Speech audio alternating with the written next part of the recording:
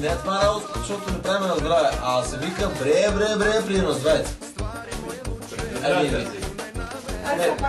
При на здраве. Значи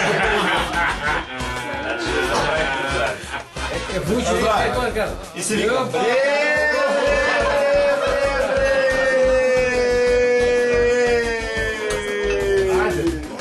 Жири! Това жири. Жири!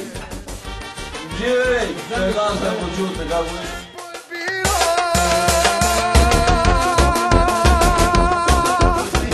За камушената може да направи филм, ще бъде интересен на всички хора.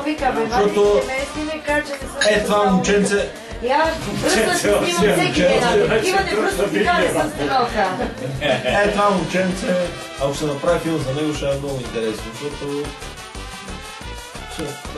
дрътни ми разправя, ще прави на къщата пешка, да пече ягни. Тая къща къде живее ли? Тая къща къде падна? Тя оградата. Оградата падна. Нема горе. Минали сте отгоре, примерно. Къща няма, тя от това не дава за един къстфон. Къща. И те взимаха куклите и така нататък. Става въпрос преди да продаде къща за един къстфон. Говореше, че там ще прави пеш за агне. И кога си гледал овца, бе? Я мога да съм гледал овца, ама ще направим пеш и ще си купа овца. Тегристи, които такива уреди просто вика. нямам.